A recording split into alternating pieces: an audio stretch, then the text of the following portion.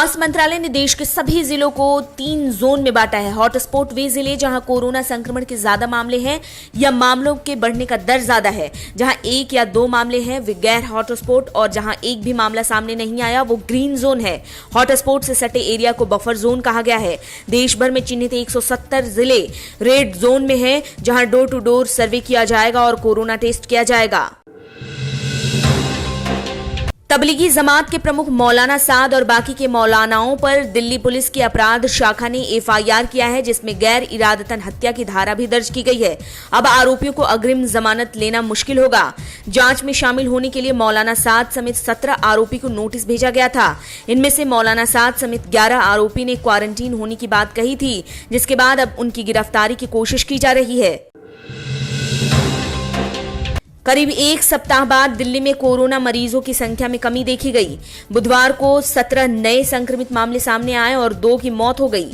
इस तरह से कुल 32 लोगों की जान चली गई। 40 ठीक हो चुके हैं। यहां कुल 1578 संक्रमितों में 1080 जमात के हैं। दिल्ली एकमात्र राज्य है जहां 80% इलाका यानी कि 11 में से 9 जिले रेड जोन हैं।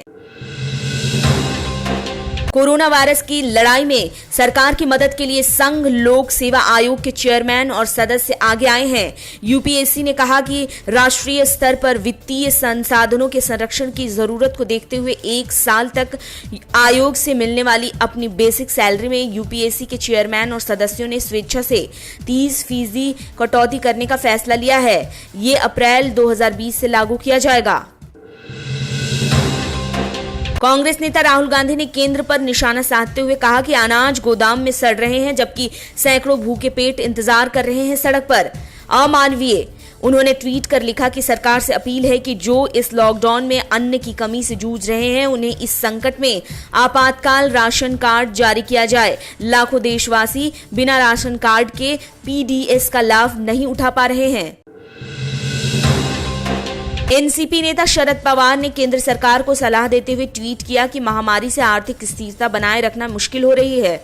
सरकार को मैं कुछ सुझाव देता हूं।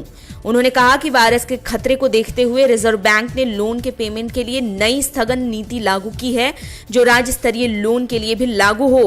उन्होंने सुझाया कि राज्य के कर्ज को भी 6 महीने के लिए माफ किया जाए।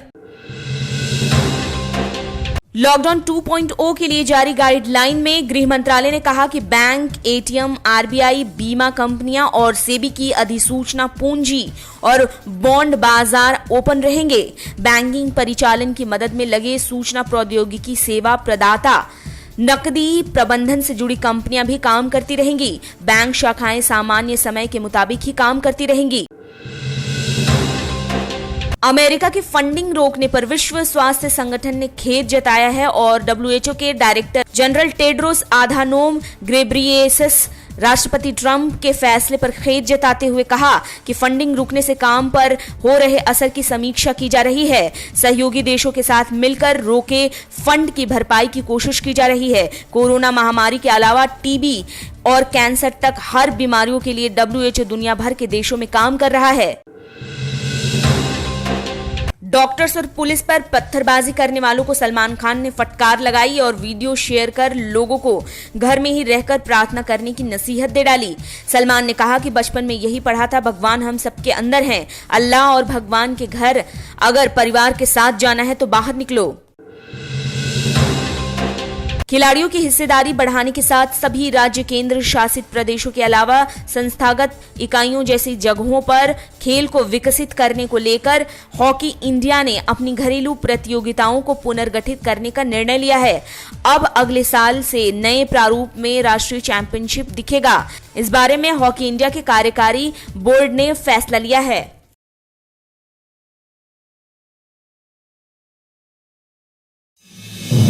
आप देख रहे हैं नेट्रिक न्यूज, साहस सच कहने का।